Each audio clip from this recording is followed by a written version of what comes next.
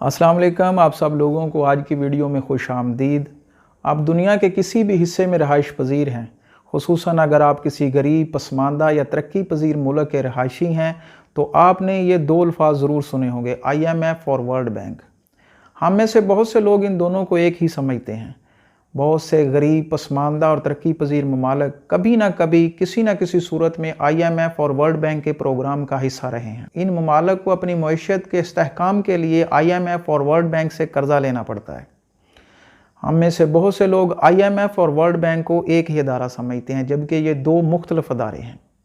IMF और world bank को क्यों बनाया गया, इसके बनाने के पीछे वजह क्या थी और ये किस तरह काम करते हैं, आइए इसको सादा अल्फाज में समझने की कोशिश करते हैं।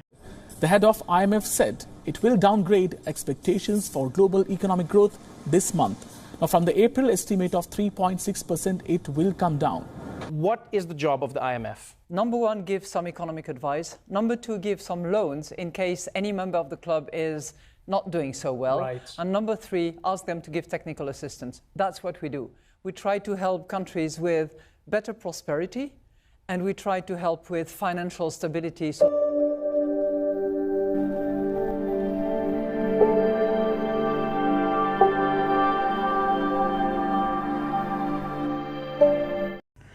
IMF और वर्ल्ड बैंक का क़याम दूसरी जंग अज़ीम के बाद में आया। IMF और वर्ल्ड बैंक को क्यों बनाया गया, इसके लिए हमें दूसरी जंग अज़ीम के बाद के हालात का जायज़ा लेना पड़ेगा। दूसरी जंग अज़ीम ने पूरी दुनिया को अपनी लपेट में ले लिया था। मगरबी ममालिक की खुसूसन हालत बहुत ख़राब थी। अमेरिकन स्टॉक एक्सचेंज मुकम्मल तौर पर क्रैश कर चुकी। सिर्फ जर्मनी में 6 मिलियन से ज़ायद लोग बेरोज़गार हो चुके थे। लोगों के पास खाने के लिए खुराक नहीं थी, रहने के लिए घर नहीं थे और इंफ्रास्ट्रक्चर मुकम्मल तौर पर तबाह हो चुका था। इंटरनेशनल ट्रेड सिस्टम मुकम्मल तौर पर बंद हो चुका था। बहुत से ममालिक की करेंसी गैर मुस्तहकम हो चुकी थी।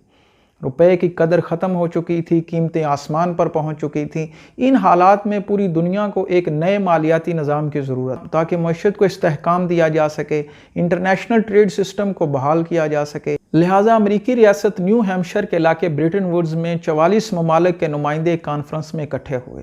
उनका मकसद एक नए मालियाती निज़ाम पर मुत्तफ़िक होना था। 1 जुलाई से 22 जुलाई तक यह कॉन्फ्रेंस जारी रही। इस दौरान ब्रिटिश वजारत ख़जाना के नुमाइंदे जॉन मैरन और अमेरिकन वजारत ख़जाना के नुमाइंदे हैरी डिक्स्टर वाइट के दरमियान 3 हफ्तों की बहस के बाद एक नए मालियाती निज़ाम पर मुआहदा तय पा गया।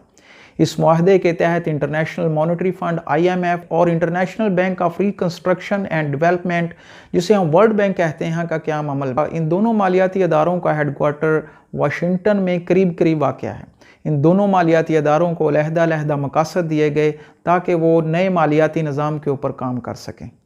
IMF को ये मकसद सौंपा गया कि वो दीगर ममालिक की करेंसी की निगरानी करे, क्योंकि दीगर ममालिक की करेंसी को अमेरिकन डॉलर के साथ मुंसलिक किया गया और अमेरिकन डॉलर को सोने के साथ मुंसलिक किया गया।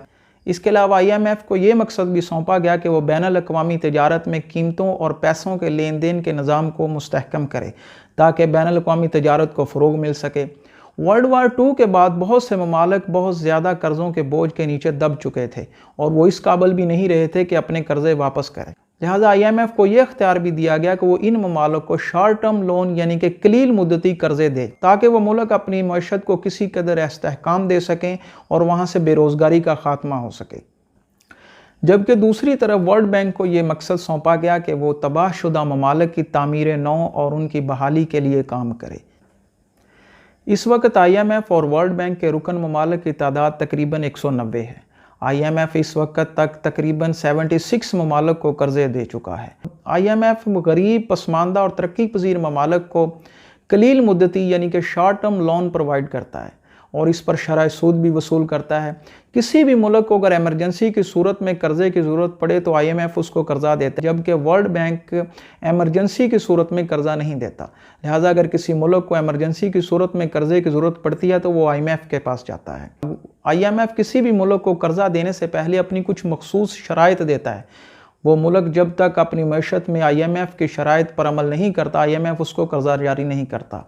लिहाजा IMF के शराइत पर अमल करने के बाद ही IMF किसी मुल्क को कर्ज़ा जारी करता है। आखिर IMF के पास ये पैसे कहाँ से आते हैं जो कि वो कर्ज़ों की सूरत में दूसरे मुल्क को देता है।